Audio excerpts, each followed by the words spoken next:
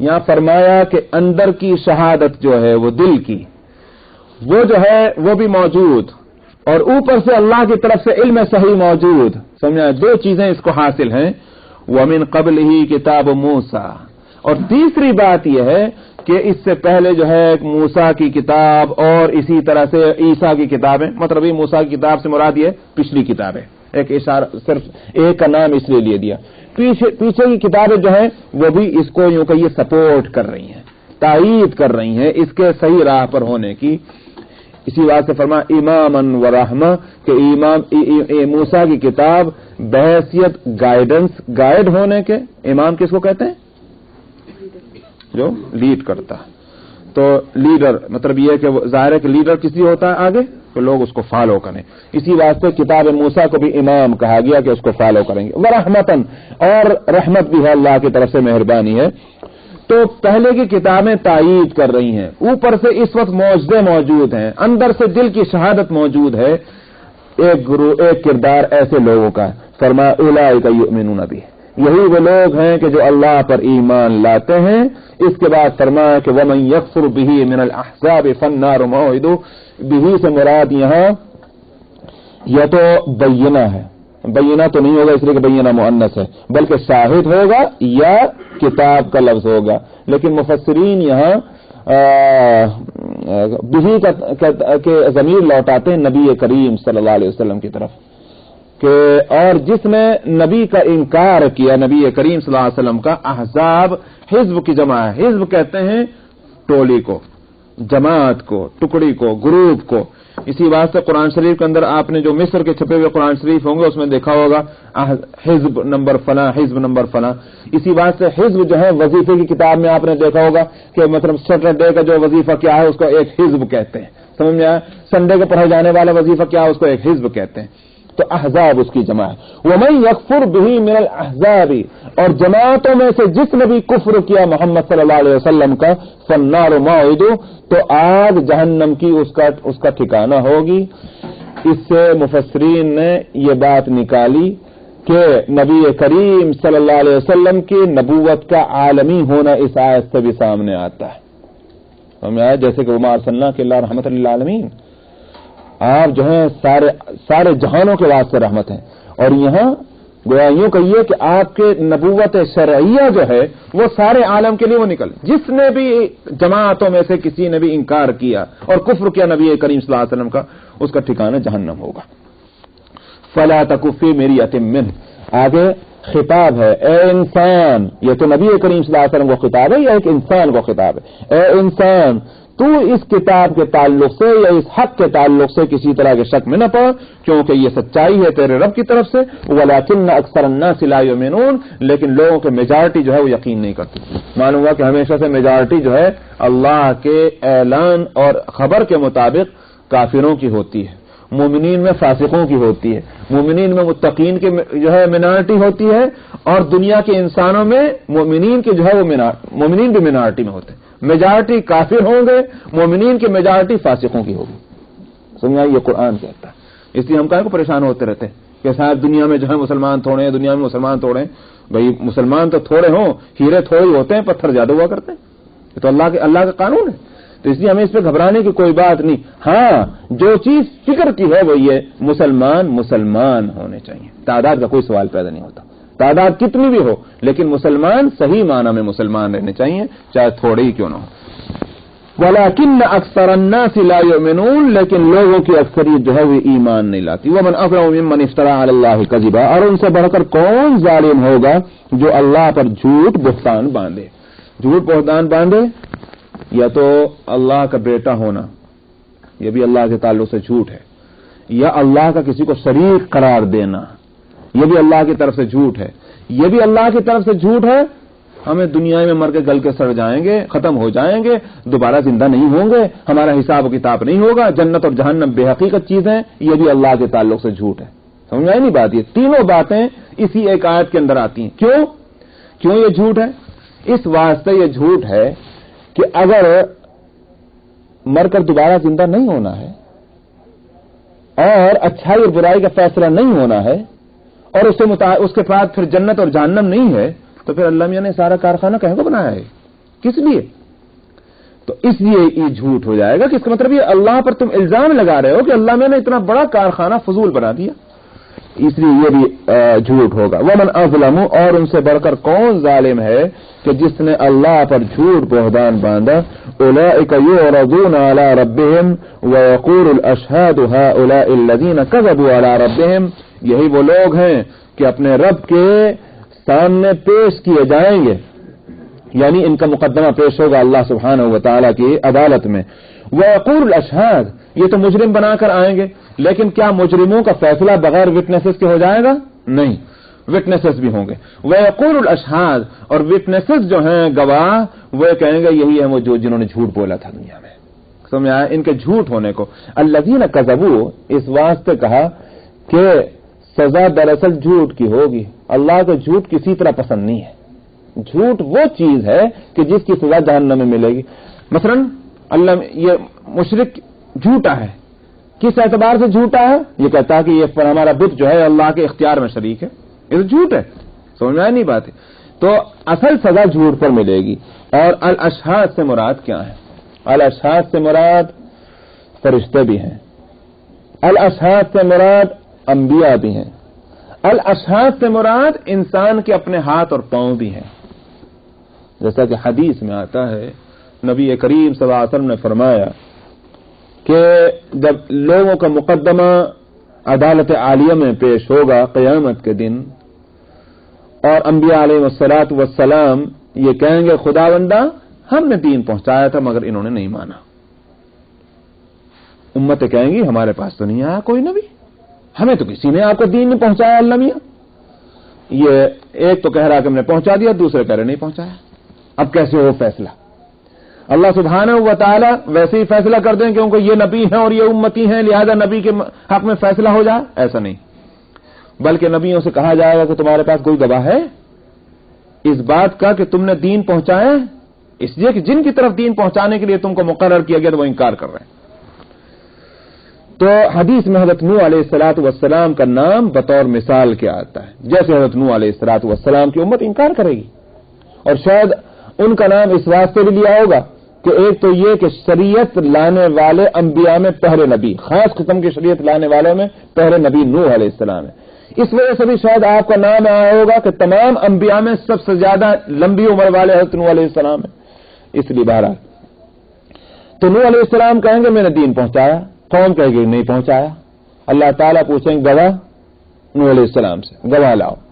नूह अलैहिस्सलातु वस्सलाम उम्मत मोहम्मद अलैहिस्सलातु वस्सलाम को गवाह में पेश करेगी।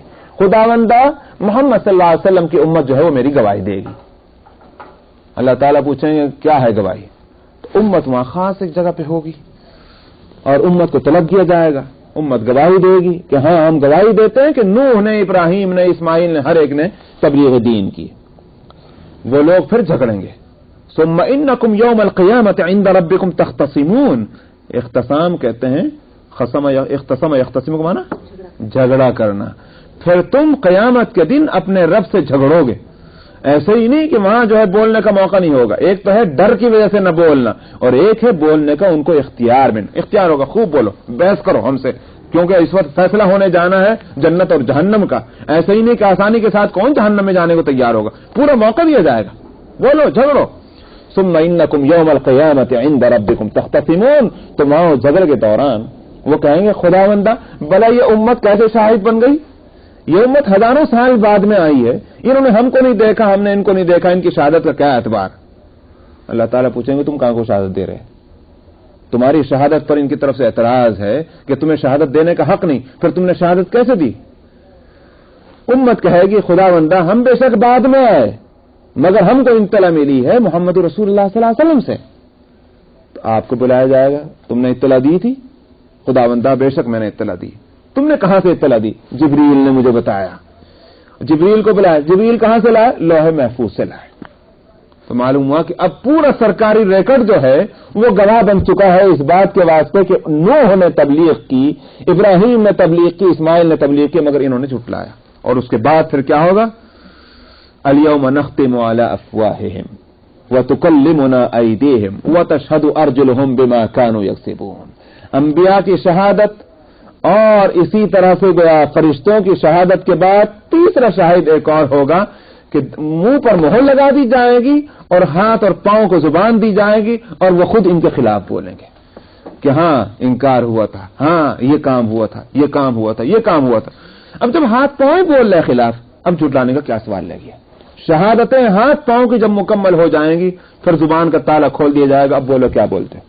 اب کہیں گے کہ انہی ہاتھ پاؤں کو بچانے کے واسطے تو ہم بول رہے تھے، یہ جو ہمارے خلاف بول گئے تو ہم کیا کر سکتے ہیں؟ خاموشی۔ فرمایا جا کر لے جا کر ڈال دو ان کو جہنم میں۔ اس سے زیادہ تو اور بات پکی نہیں ہو سکتی، اس سے زیادہ تو واضح نہیں ہو سکتی بات۔ تو یہ الاشہاد سے مراد انبیاء بھی ہیں، فرشتے بھی ہیں اور خود انسان کے ہاتھ پاؤں بھی ہیں جو شہادت دیں گے کہ انہوں نے جھوٹ بولا ہے۔ وَيَقُولُ الْأَشْهَادُ هَؤُلَاءِ الَّذِينَ كَذَبُوا عَلَىٰ رَبِّهِمْ، اپنے رب کے تعلق سے مقابلے پر انہوں نے جھوٹ بولا ہے۔ أَلَا لَعْنَةُ اللَّهِ عَلَى الظَّالِمِينَ، خوب یاد رکھو ظالموں پر اللہ کی لعنت۔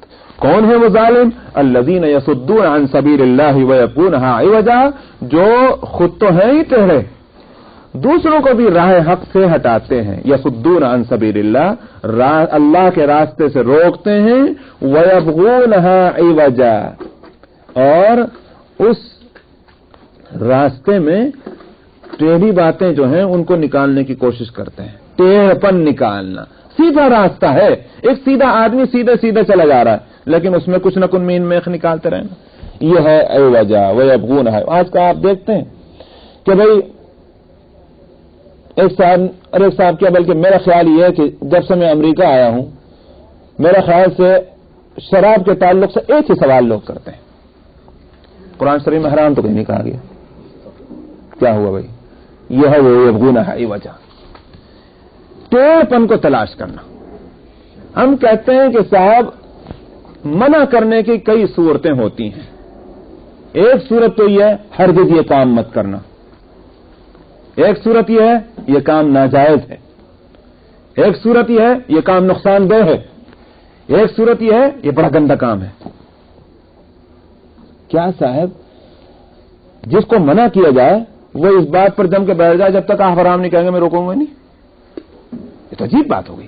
اس کا مطلب یہ ہے کہ وہ دراصل بچنا نہیں چاہتا بلکہ یہ کہ وہ اس میں مین میخ نکالنا چاہتا ہے کسی طرح سے کوئی، ورنہ صرف ایک لفظ پر جو ہے جم جانا کہ جب تک یہ لفظ نہ ہو جب تک میں نہیں بچوں گا۔ تو اسی لیے میں نے جب میں کہہ دیا بات تو گندی ہے مگر میں کہتا ہوں مجھے بتائیے کہ پیشاب اور پاخانہ حرام کہاں لکھا ہے کوئی؟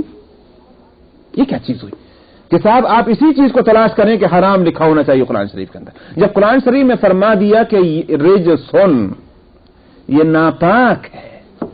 یا ایھا الذین آمنوا انما الخمر والمیسر والانصاب والازلام رجسن، رجس کا ترجمہ پڑھ لیجئے، ڈکشنری میں دیکھ لیجئے، عربی کی تفسیروں میں دیکھ لیجئے، اردو کی تفسیروں میں دیکھ لیجئے، انگلش کی تفسیروں میں دیکھ لیجئے، رجس کا ترجمہ نجس ہے۔ تو شراب اور یہ چیزیں فرمایا کہ ناپاک ہیں۔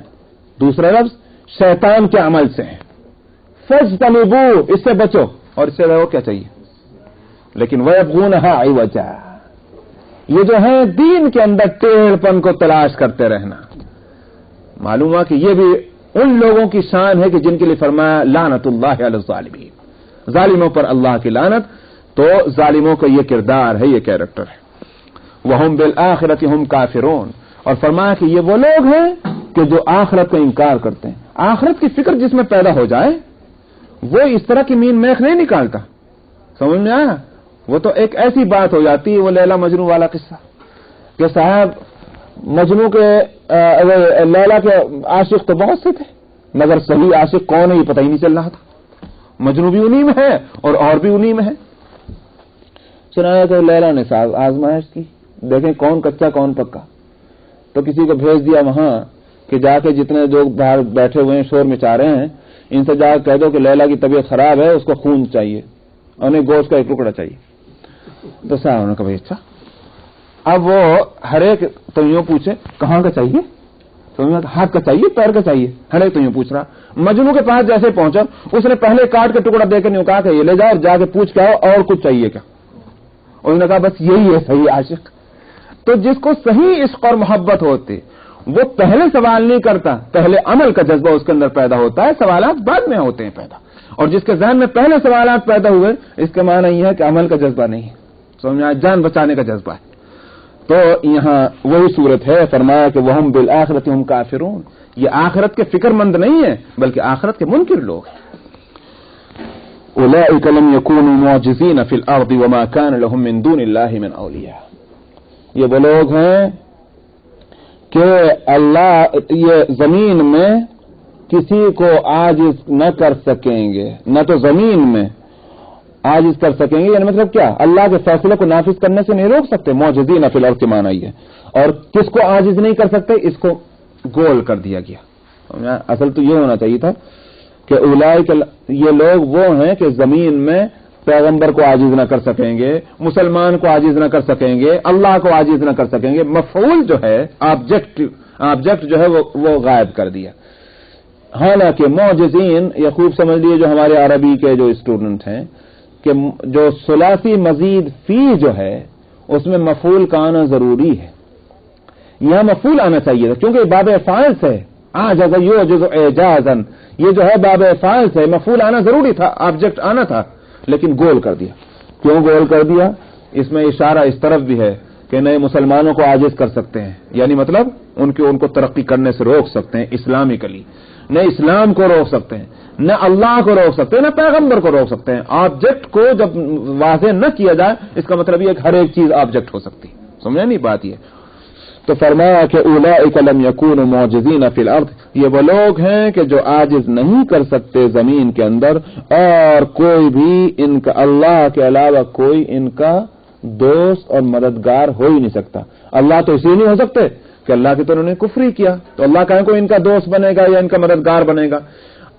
کوئی اور جس کی پوجا کرتے ہیں، جس سے مدد لیتے ہیں، وہ کوئی مددگار بن جائے؟ فرمایا نہیں ہوگا۔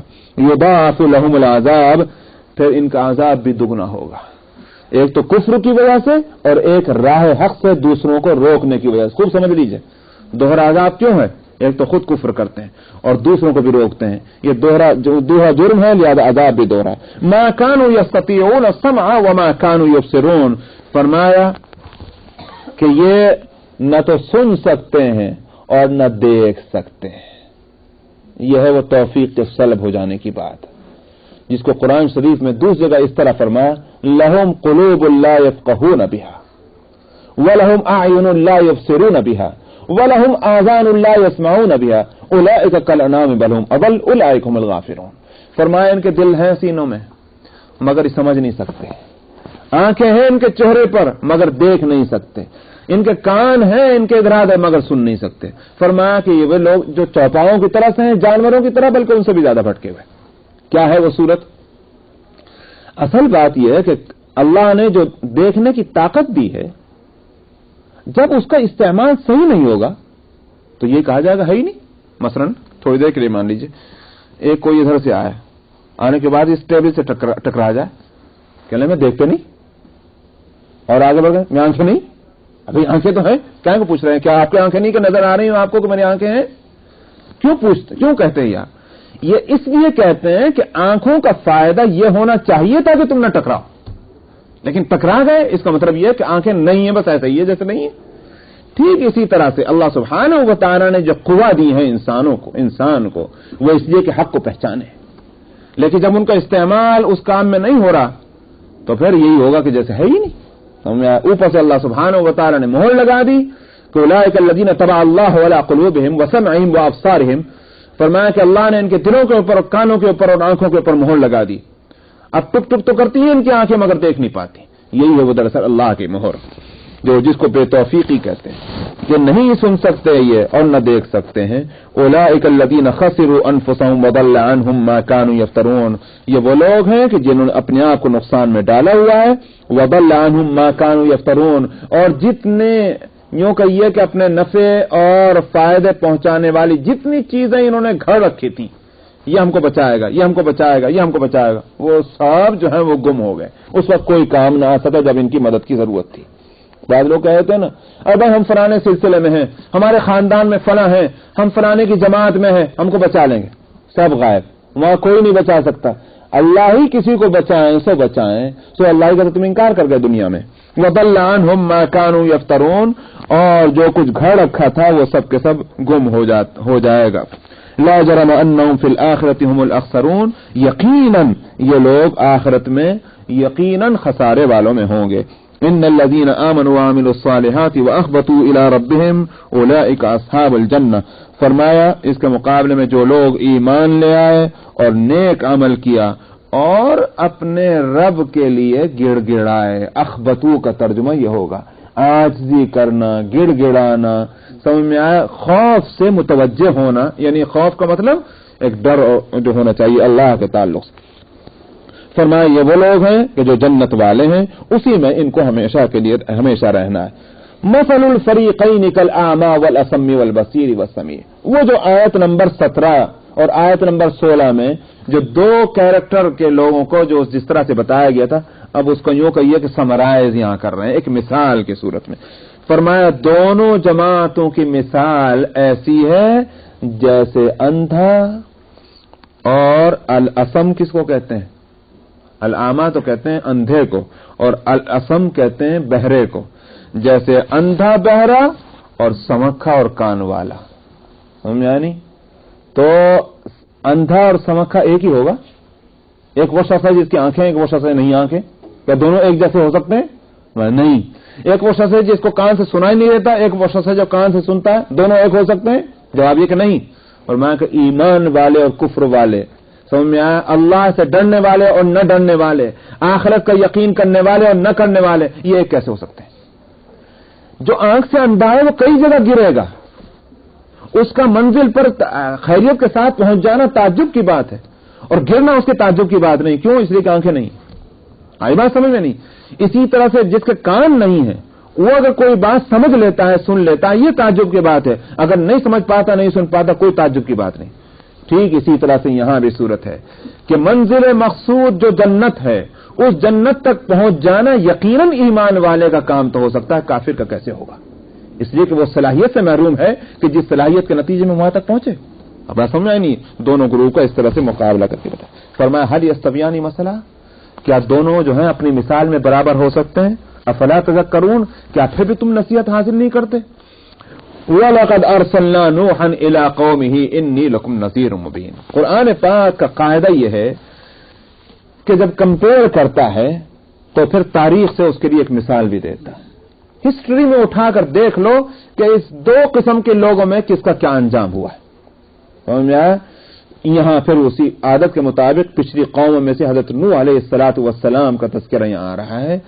हजरत नूह अलैहिस्सलातु वस्सलाम का वाक़या यूं तो सूरह आराफ में भी आ चुका, मगर बहुत मुख्तसर वाक़या है वहां चंद आयतों के अंदर। यहां बड़े तफसील के साथ वाक़या हजरत नूह अलैहिस्सलातु वस्सलाम और उनकी कौम का बयान होता है।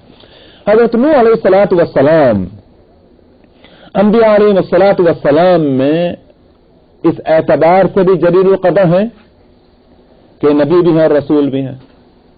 नबी और रसूल का फर्क मालूम है मालूम? नबी और रसूल का फर्क क्या?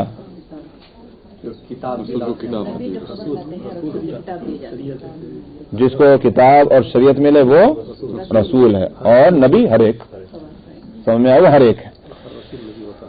हाँ, हर रसूल नबी होगा, मगर हर नबी रसूल हो ये जरूरी नहीं। अच्छा साहब, हज़रत नूह अलैहिस्सलातु वस्सलाम नबी भी है और रसूल भी है। एक तो ये खुसूसियत हुई। दूसरी खुसूसियत क्या है? मैंने अभी दरमियान में एक बात बताई थी कि खास किस्म की शरीयत जो है वो उसकी इब्तिदा हज़रत नूह अलैहिस्सलातु वस्सलाम के वक्त से। ये बात मैंने उस वक्त इजमालन कही थी, मैं आगे उसको वाज़ेह करूंगा।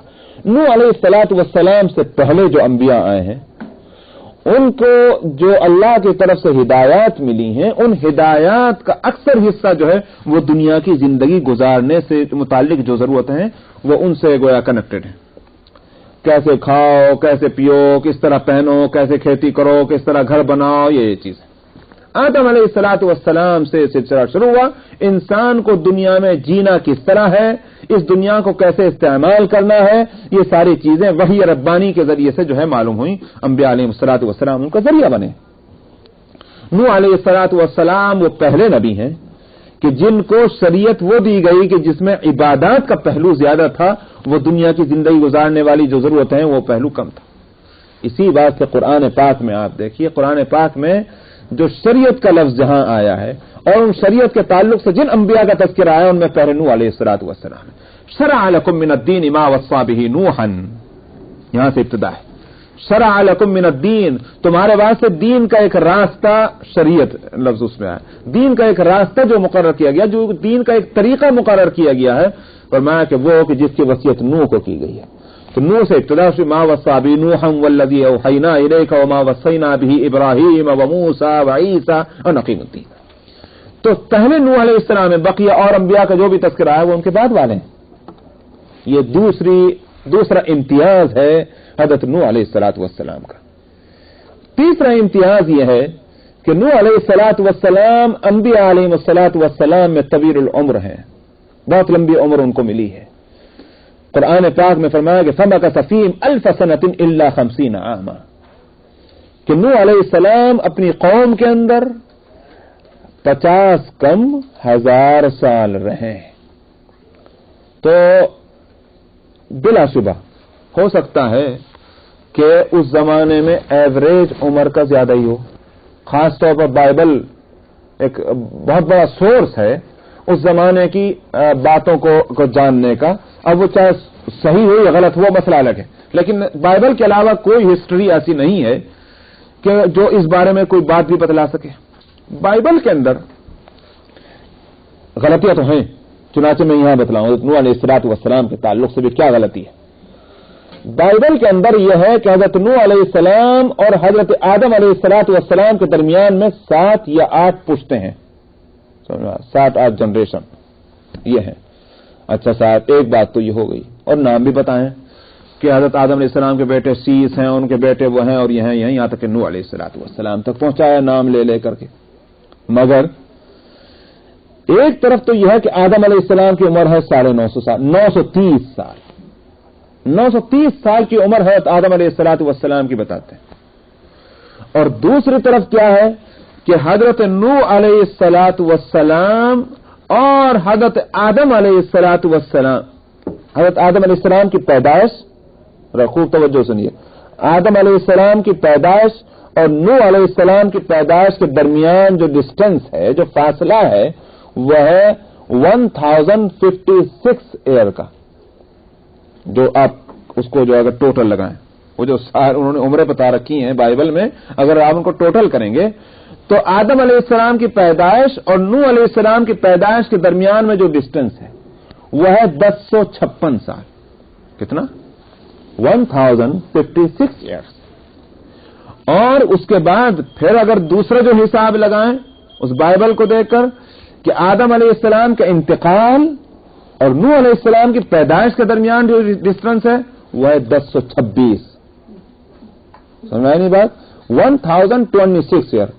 تو اب کتنی عمر ہوگی آدم علیہ السلام کی اس حساب سے؟ 56 میں سے 26 نکال دیجیے حضرت، کتنا ہوا؟ 30 سال، 900 غائب ہو گئے۔ ایک طرف تو کہتے ہیں کہ 930 سال عمر ہے آدم علیہ السلام کی، اور دوسری طرف جو حساب لگایا تو وہ یہ بندہ، تو مطلب یہ گڑبڑ تو بہت ہے بائبل کے اندر۔ مگر بہرحال ایک بات یہ ضرور سامنے آتی ہے کہ اس زمانے میں ایوریج عمر جو تھا لوگوں کا وہ آج کے ایوریج سے بڑھا ہوا ہے، یہ تو بات سمجھ میں آتی ہے، وہ کتنا بھی ہو۔ مثلا آدم علیہ حضرت ابراہیم علیہ السلام، حضرت ابراہیم علیہ السلام کی سے جو پیدا ہوئے حضرت اسحاق علیہ السلام، تو حضرت اسحاق کی پیدائش کے وقت حضرت ابراہیم علیہ السلام کی عمر تقریباً 98 ایئرس کی ہے، 98 سال کی عمر ہے، اور حضرت سارہ کی عمر 88 سال کی ہے، 88 ایئرس کی۔ تو اب ظاہر اور اس کے بعد اور بھی جیے ہیں، ابھی تو اور بھی جیے ہیں، یہاں تک کہ حضرت ابراہیم علیہ السلام کے انتقال کے وقت میں قرآن سے بات سامنے آتی کہ یعقوب علیہ السلام پیدا ہو چکے تھے۔ یعقوب علیہ السلام کون ہے؟ پوتے ہیں، حضرت اسحاق کے بیٹے ہیں۔ تو 98 سال کی عمر میں جو اسحاق پیدا ہوئے، جوان ہو کر ان کی شادی بھی ہو گئی، ان کے بیٹے بھی ہو گئے، اور تب کہیں جا کر کے اور وہ بیٹے بھی کیسے، بات کے سمجھنے والے، اس بات سے قرآن شریف میں ہے وَوَصَّى بِهَا إِبْرَاهِيمُ بَنِيهِ وَيَعْقُوبُ، کہ ابراہیم نے اپنے بیٹوں اور یعقوب کو وصیت کی تھی، یا بنی ان اللہ اصطفی لکم الدین فلا تموتن الا وانتم مسلمون، اے میرے بیٹو اللہ نے تمہارے واسطے اسلام کو پسند کیا ہے، تو ہرگز تم جو ہے تمہاری موت جو ہے وہ اسلام کے سوا کسی راستے پر نہیں آنی چاہیے۔ ظاہر بات ہے دودھ پیتے بچے کو نہیں کہی آ کرتی بات ہے، کچھ سمجھدار تو ہو گئے ہوں گے تبھی تو پوتے کو یہ وصیت ہوئی۔ تو اب آپ اندازہ کیجئے کہ 98 سال کی عمر میں تو اسحاق پیدا ہوئے، اسحاق جوان ہو گئے، ان کے بیٹا بھی ہو گیا شادی ہو کر، وہ بیٹا بھی اتنا جوان تو ہو گیا کہ وصیت کے وقت میں موجود ہے۔ اسی واسطے ابراہیم علیہ الصلوۃ والسلام کے بارے میں بائبل میں جو یہ بات آتی ہے کہ تقریباً 150 160 یا 40 سال کے درمیان کی عمر ہے، وہ صحیح معلوم ہوتی ہے، یہ نہیں یہاں تک۔ تو میں نے کہا کہ ایوریج عمر کا جو ہے وہ بڑھا ہوا ضرور ہے، مگر یہ بھی نہیں معلوم ہوتا کہ اس زمانے کا ایوریج عمر کا جو ہے 900 اور 1000 سال کا ہے، یہ نہیں سمجھ میں آتی۔ یہ کیوں کہہ رہا ہوں؟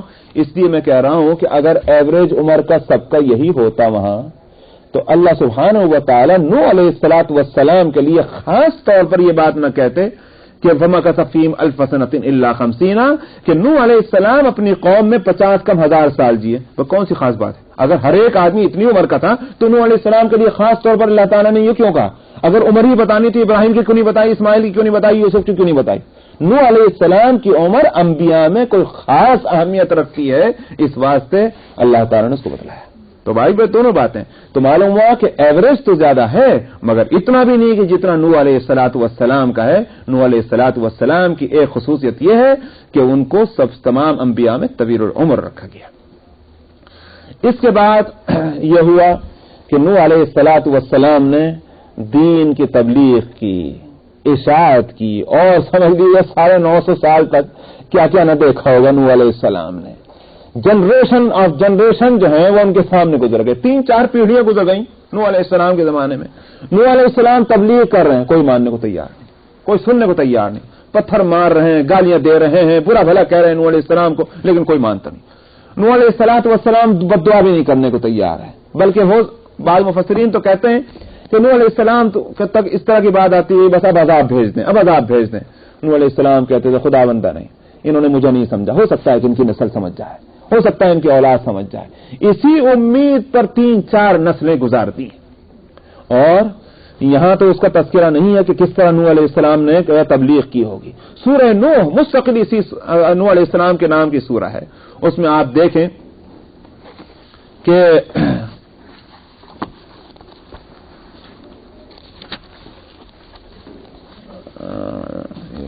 صفحہ جو اس کا ہے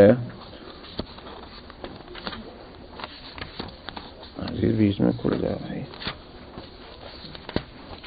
صفحہ 655 655 دیکھیے، اس میں ہے آیت نمبر 5، قال رب انی دعوت قومی لیلا ونہارا۔ نوح علیہ السلام نے کہا خداوندہ میں نے اپنی قوم کو دن اور رات پکارا، فلم یزدہم دعائی الا فرارا، جتنا میں نے ان کو پکارا اتنا بھاگتے ہی رہے، جتنا میں پکارتا تھا اتنا بھاگتے تھے۔ وَإِنِّي كُلَّمَا دَعَوْتُهُمْ لِتَغْفِرَ لَهُمْ، اور میں کیوں پکارتا تھا؟ کوئی میرا فائدہ تھوڑی تھا اس میں صرف اس لیے پکارتا تھا خداوندہ کہ آپ ان کو بخش دیں، ان کی مغفرت فرما دیں۔ جَعَلُوا أَصَابِعَهُمْ فِي آذَانِهِمْ، اپنے کانوں میں انگلیاں ٹھوسے دیتے تھے، بات سننے کو تیار نہیں تھے۔ وَاسْتَغْشَوْا ثِيَابَهُمْ، اپنے منہ کے اوپر کپڑے ڈال لیتے تھے تاکہ میری صورت دیکھنا نصیب نہ ہو ان کو، ایسی نفرت مجھ سے تھی۔ وَأَصَرُّوا وَاسْتَكْبَرُوا اسْتِكْبَارًا، اور اپنی بات پر جم گئے تھے، نہیں سنیں گے نہیں سنیں گے نہیں سنیں گے، وہ بات یہ ہے اصرار۔ وَاسْتَكْبَرُوا اسْتِكْبَارًا، اور بڑا تکبر، نخوت، غرور اس میں مبتلا تھے، وہ ہمیں اتنا حقیر اور ذلیل سمجھے ہوئے تھے کہ پاس آنے کو بھی تیار نہیں۔ ثُمَّ إِنِّي دَعَوْتُهُمْ جِهَارًا، اور دعوت کے جتنے صورتیں ہو سکتی ہیں خداوندہ میں نے سب استعمال کی، کس طرح؟ میں نے زور سے بھی پکارا۔ ثُمَّ إِنِّي أَعْلَنْتُ لَهُمْ، پھر میں نے اناؤنسمنٹ بھی کر کے ان کو دعوت دی۔ وَأَسْرَرْتُ لَهُمْ إِسْرَارًا، کان میں بھی جا کر میں نے ان کے حق کی باتیں ان سے کہیں، چھپا کر کے بھی دوسروں سے، خدا کے بندو مان جاؤ میری بات۔ کتنے صورتیں ہو سکتی ہیں لوگوں کو گویا سمجھانے کی، وہ ساری صورتیں میں نے اختیار کی۔ فَقُلْتُ اسْتَغْفِرُوا رَبَّكُمْ، میں نے یوں کہا اپنے رب سے مغفرت چالو، انہو کان غفارا، بلا شبہ وہ بڑی مغفرت کرنے والا ہے، یرسل السماء علیکم مدرارا، تمہارے اوپر رحمت کی بارشیں برسائے گا اس مغفرت کے نتیجے میں، وَيُمْدِدْكُمْ بِأَمْوَالٍ وَبَنِينَ، اور تمہاری مالوں سے اور اولادوں سے مدد کرے گا، وَيَجْعَلْ لَكُمْ جَنَّاتٍ وَيَجْعَلْ لَكُمْ أَنْهَارًا، اور تمہارے لیے باغات بنائے گا اور نہریں بنائے گا۔ میں دنیا کی کامیاب زندگی دنیا کے اعتبار سے کیسی؟ مال بھی ہو، بینک بیلنس بھی ہو، پراپرٹی جائیداد بھی ہو، اولاد بھی ہو، فیملی بھی ہو، بھائی یہ تو بہت اچھی زندگی ہے۔ میں کہ مغفرت چاہو گے تو یہ ساری نعمتیں جو کرنٹ جس کو کہیں بینیفٹ، یہ تو یہاں دنیا میں ملے گا، اور آخرت میں جو ملنے والا وہ الگ۔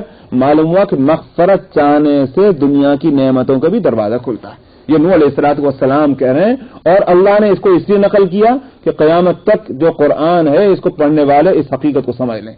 معلوم ہوا کہ یہ اصول اللہ کا جو ہے یہ پرانا نہیں، مطلب پہلے والوں کے لیے نہیں بلکہ آج والوں کے لیے بھی ہے۔ تو میں نے کہا کہ نوح علیہ السلام نے قرآن پاک کی اس حکایت کے مطابق کیسے کیسے پاپڑ بیلے اپنی قوم کے واسطے، لیکن قوم نہ مان کے دی، تو انہی کا یہاں واقعہ نقل کیا جاتا ہے، وَلَقَدْ أَرْسَلْنَا نُوحًا إِلَىٰ قَوْمِهِ إِنِّي لَكُمْ نَذِيرٌ مُّبِينٌ، اور ہم نے بھیجا نوح کو اس کی قوم کی طرف، اور یہ کہہ کر کے کہا ان سے إِنِّي لَكُمْ نَذِيرٌ مُّبِينٌ، میں تمہیں کھلے طور پر ڈرانے والا ہوں۔ یعنی کھلے طور پر کے معنی یہ ہے، دو معنی ہے، ایک تو یہ کہ میری حقیقت اس سے زیادہ اور کچھ نہیں، کہ میں کوئی کنفیوژن میں تم ان کو نہیں ڈالنا ہوں کہ میں کہوں کہ خدائی میرے ہاتھ میں آ گئی ہے، میں کوئی فرشتہ ہوں، سیدھی بات یہ ہے کہ میں ڈرانے والا ہوں برے انجام سے۔ یا مبین اس لیے بھی کہا کہ میں کوئی ایسی گول باتیں نہیں کرتا کہ جس کے معنی اور مطلب کے سمجھنے میں دشواری ہو، واضح طور پر میں کہہ رہا ہوں کہ یہ حق ہے اور یہ باطل ہے، مبین دونوں اعتبار سے۔ اللہ تعبدوا الا اللہ، اور یہ بات بھی کہ اللہ کے سوا کسی کی عبادت نہ کرو، انی اخاف علیکم عذاب یوم عظیم، میں ڈرتا ہوں تمہارے تعلق سے دردناک عذاب۔ ایک بات تو یوں ہے کہ بائبل کا جو میں نے ابھی تذکرہ کیا، بائبل کے اندر اگر اس حساب کو کسی طرح صحیح مان لیا جائے کہ ایوریج عمروں کا یہ ہے، تو اس کے معنی یہ ہو گیا کہ نوح علیہ السلام کی زندگی میں آدم علیہ السلام کے بیٹوں کو ہونا چاہیے تھا، اگر اتنا بھی نہ ہو تو پوتوں کو ہونا چاہیے تھا، پوتے بھی نہ ہو تو پڑپوتے تو ہوتے ہی، ایوریج عمر کا اگر یہ لگا لیجیے اور 6-7 پشتے مان لیجیے۔ سمجھ میں نہیں آتا کہ کیا آدم علیہ السلام جن سے پہلے کوئی انسانوں کی آبادی زمین کے اوپر نہیں تھی، پہلے انسان ہے اور انہی کی اولاد ہے، اور آدم بھی پہلے پیغمبر ہیں جو 3 حق لے کر آئے، سمجھ میں آئے، پہلے ہی پیغمبر ہیں، یہ نہیں کہ بھٹکے ہوئے تھے اور بعد میں جو ہے پیغمبروں کا سلسلہ شروع ہوا، تو حق لے کر آئے، اولاد حق سے واقف ہے، پوتوں تک بھی کوئی چیز چلا کرتی ہے، پر پوتے جو ہے بگاڑ لے سے بگاڑ لے۔ یہ کیا تماشا ہے کہ نوح علیہ السلام کے وقت کے اندر جو ہے اچھی خاطی بت پرستی شروع ہو گئی ہے؟ اتنی جلدی لوگوں کے اندر یہ نظریات کا انقلاب نہیں آ سکتا۔ آئی بات سمجھ میں نہیں آتی؟ کئی جنریشن گزر، عمل کا فرق تو ہوتا ہے، یہ تو ہو سکتا ہے ابا کا عمل اور بیٹے کا عمل اور، لیکن جہاں تک فکر و نظر اور بلیو کا تعلق ہے، اگر کوئی باہر کا جو ہے پریشر نہ ہو تو باپ کے جو فکر و نظر ہوتا ہے، عام طور پر اولاد اسی فکر و نظر پر ہوا کرتی ہے، عام طور پر کا لفظ میں بول رہا ہوں۔ تو آدم علیہ السلام کے بعد اگر اتنا طویل عرصہ نہیں گزرا ہے، اور اتنا ہی عرصہ گزرا ہے جتنا بائبل بتلاتی ہے، تو سمجھ میں نہیں آتا کہ بت پرستی کہاں سے شروع ہو گئی، اور بت پرستی بھی اتنی یوں کہیے کہ رچ بس گئی ہے معاشرے کے اندر کہ نوح علیہ السلام کے زمانے میں قوم سننے کو تیار نہیں، اور وہ کہہ رہے ہیں کہ اسی میں ہے نا سورہ نوح کے اندر کیا تھا 655 یہ اس میں ہے، اسی کے اندر آگے آ رہا ہے 656 کے اندر ہوگا، ہاں آیت نمبر 23 کے اندر ہے، وَقَالُوا لَا تَذَرُنَّ آلِهَتَكُمْ، اور انہوں نے یوں کہا، نوح علیہ السلام کی قوم نے اپنے معبودوں کو ہرگز نہ چھوڑنا، وَلَا تَذَرُنَّ وَدًّا، اور خاص طور پر یہ جو بت ہیں جس کا نام ود ہے، سوا ہے، یغوث ہے، یعوق ہے، نصر ہے، ہرگز ان کو نہ چھوڑنا۔ معلوم ہوا کہ اچھے خاصے بت کدے بن چکے تھے، اور بت پرستی اتنی رچ بس گئی تھی کہ ان کے خلاف بات ماننے کو تیار نہیں۔ معلوم ہوا ایسا نہیں ہے کہ بہت مختصر وقت گزرا ہے آدم علیہ السلام نوح علیہ السلام کے وقت میں، طویل وقت گزرا ہے کہ ایمان سے کفر کی منزل تک پہنچتے پہنچتے اور کفر میں بھی یہ ایک گویا جماع پیدا ہوتے ہوتے کافی وقت گزرا ہے. تو اس لیے نوح علیہ الصلوۃ والسلام فرما رہے ہیں انی اخاف علیکم عذاب یوم علیم، میں ڈرتا ہوں تمہارے تعلق سے ایک دردناک دن کے عذاب کا. یہاں دردناک عذاب، علیم جو ہے عذاب کی صفت نہیں بنائی بلکہ یوم کی صفت بنائی. دیکھ رہے ہیں آپ، عذاب یوم علیم، دردناک دن کے عذاب کا. عذاب تو ہوتا ہی دردناک، دن کہاں سے دردناک ہوتا ہے، مگر یہ شدت کو بتلانا ہے. وہ دن اپنی جگہ ہو ہی گا، عذاب نہ بھی ملے تو بھی دن سخت ہوگا. اسی واسطے انبیاء علیہ الصلوۃ والسلام بھی پریشان ہوں گے. کیا انبیاء کو عذاب ہوگا؟ نعوذ باللہ، نہیں، انبیاء کو عذاب تو نہ ہوگا نا. ابھی کچھ سمجھ میں آ رہی نہیں بات، یہ نہیں ہوگا نا انبیاء کو عذاب، لیکن انبیاء بھی پریشان ہوں گے. وہ جو نفسی نفسی ہوگی وہ کیوں ہوگی؟ عذاب تو نہیں ہے مگر دن خود سخت ہے. تو اسے فرمایا دردناک دن، خود دن ہی دردناک اور اس دن میں بھی عذاب ملے تو یہ کتنی شدت اس میں پیدا ہو جاتی ہے. تو سختی کو بتلانے کے واسطے علیم عذاب کی صفت نہیں بنائی بلکہ یوم کی صفت بنائی ہے. فقال الملأ الذين كفروا من قومه ما نراك الا بشرا مثلنا. کافروں کے سرداروں نے اس کی قوم سے یہ کہا. الملأ سرداروں کے لیے آتا ہے، لیڈرز کے واسطے. لیڈر ہی بگاڑتے ہیں، صحیح لیڈر ہو سنوار لیں گے، غلط لیڈر ہو بگاڑ لیں گے. الناس على دین ملوکہم، یہ پرانا اصول ہے. اس زمانے کا مقولہ ہے جس زمانے میں بادشاہ ہوا کرتے تھے کہ بھئی لوگ جو ہیں وہ بادشاہوں کے مذہب پر ہوتے ہیں. جیسے بادشاہ کا مذہب وہی جو ہے کیا نام ہے رعایا کا مذہب. آج جو ہے وہ بادشاہ تو ختم ہو گئے مگر لیڈر آ گئے. تب جیسے لیڈر ویسے ہی جیسے راجا ویسی پرجا، اردو ہندی کی مثال ہے. تو لیڈر جو ہیں وہ پہلے بگڑے ہوئے ہوتے ہیں. اسی کو قرآن شریف کے سورہ بنی اسرائیل میں فرمایا وَإِذَا أَرَدْنَا أَن نُهْلِكَ قَرْيَةً أَمَرْنَا مُتْرَفِيهَا فَفَسَقُوا فِيهَا فَحَقَّ عَلَيْهَا الْقَوْلُ فَدَمَّرْنَاهَا تَدْمِيرًا. فرمایا جب ہم کسی بستی کے ہلاک کرنے کا فیصلہ کرتے ہیں، ہو جاتا ہے، مطلب فیصلہ کرنے سے مراد یہ ہے کہ وہ جو امر مقدر ہے وہ اس کے پورا ہونے کے وقت آتا ہے. کیا صورت ہوتی ہے؟ ان میں جو مٹھ ہے، ہندی کا لفظ مٹھ سمجھتے ہیں، مٹھ مترف اس کے لیے بولا گیا. جو ان میں مٹھ ہے قوم کے اندر، وہ ان میں فسق پیدا ہو جاتا ہے، وہ بگڑتے ہیں، پہلے راہ حق وہ چھوڑتے ہیں، ان میں بگاڑ آتا. فحق علیہ القول، تب ہماری بات جو ہے ان پر ثابت ہو جاتی ہے کہ یہ بگڑیں گے اور پھر ان کو جو ہے ان کو ہلاک. فدمرناها تدمیرا، تو پھر پوری بستی کو ہم کچل ڈالتے ہیں، برباد کر دیتے ہیں. تو بگاڑ آتا ہے چھوٹوں سے نہیں بڑوں سے، چاہے بڑے عمر کے اعتبار سے ہوں چاہے بڑے مرتبے کے اعتبار سے ہوں. بڑے عمر کے اعتبار سے میں اس لیے کہہ رہا ہوں بچے نہیں بگڑتے، ماں باپ پہلے بگڑتے ہیں. ماں باپ اگر صحیح ہوں گے تو بچے عام طور پر بچے جو ہیں ان میں کچھ نہ کچھ اچھائی ہوگی. تو ماں باپ یوں چاہتے ہیں کہ ہم تو جو کی طرح ہیں، بچے جو ہیں وہ جبریل اور میکائیل بن جائیں. یہ کبھی نہیں ہو سکتا. ماں باپ کو پہلے خود کو بننا پڑے گا. 100% وہ اگر صحیح ہوں گے تو 50% بچے صحیح ہو سکتے ہیں. سمجھ میں آئیے خاص بات ہے.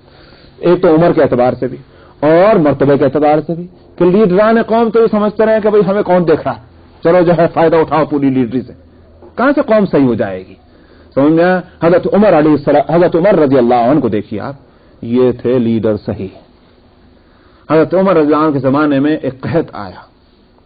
اس قحط کو کہا جاتا ہے عام الرماد. رماد عربی میں کہتے ہیں راکھ کو، چولہے کی راکھ ہوتی ہے نا، چولہے کی راکھ. اس سال کو، قحط کے سال کو عام الرماد اس لیے کہا گیا تاریخ کے اندر. عربوں کا تو خاص مزاج تھا نا، وہ تو کسی بھی ایک لفظ کو بطور اشارے کے لے لیا کرتے تھے. تو عام الرماد اس لیے کہتے تھے کہ چولہے جلے نہیں تھے، راکھ بھی ہو گئی. بھائی راکھ تو جب ہو چولہے میں، جب چولہا جلے لکڑیاں اس میں جلیں تب تو راکھ جو ہے بڑھتی رہے گی، اور اگر اس چولہے کو جلانا چھوڑ دیجیے تو راکھ اور بڑھے کام وہ جو تھی وہ بھی ختم ہو جائے گی، ہوا میں اڑ جائے گی. تو چولہوں کی راکھ ختم ہو گئی تھی. قحط ایسا زبردست پڑا تھا کہ چولہے بالکل ٹھنڈے. یہ تھی صورت. حضرت عمر رضی اللہ عنہ نے ایک طرف تو یہ انتظام کیا کہ جتنی ریاستیں تھی مملکت اسلامیہ کی ان سب میں حکم نافذ کر دیا کہ اپنے کھانے کی جو ہے اس میں کمی کرو، اور جو مطلب یہ ہے کہ اپنے بھائیوں کی مدد کے واسطے حجاز میں غلہ بھیجو. ایک تو یہ انتظام کیا، خیر وہ تو ایک الگ چیز. مگر اسی کے ساتھ اپنے کھانا اور پینا جو ہے وہ بھی انہوں نے بدل دیا. جو کی بغیر سالن کی روٹی کھانی شروع کر دی حضرت عمر رضی اللہ عنہ نے. نتیجہ اس کا کیا ہوا؟ معدہ خراب ہو گیا. मैदा खराब हुआ, चेहरे का रंग बदलने लगा। लोगों ने कहा कि अमीर उम्मीन ये क्या कर रहे हैं, आप तो अपनी सेहत को बर्बाद कर रहे हैं, आपको बहुत काम करने हैं। फरमाते थे कि नहीं, उस वक्त तक मैं जौ की रोटी खाता रहूंगा जब तक मेरी ममलकत के एक एक फर्द को जो है वो गेहूं की रोटी ना मिल जाए। एक एक फर्द को, अमीर गरीब तो हुआ करते हैं, लेकिन वहां सवाल यह था कि जब तक के हर एक के वास्ते जो है गेहूं की रोटी अवेलेबल ना हो जाए, आसान ना हो जाए उसके लिए, ना उमर नहीं खाएगा। ये एक लीडरी है कि अपने आप को जो है वो कौम के ऊंचे तबके के साथ मैंने नहीं रखना, बल्कि ये समझना कि कौम के निचला तबका किस हालत में है उस पर नजर जाना। एक लीडरी है, और एक लीडरी आज की आप खूब समझते हैं। अब लोग लीडरों को तो बुरा कहते हैं, मैं इसी बात से मैं कहा करता हूं, मैं अगर लीडर हो जाता तो शायद मैं इनसे भी ज्यादा बुरा करता। समझ में आया, हम सब एक ही जैसे हो रहे हैं।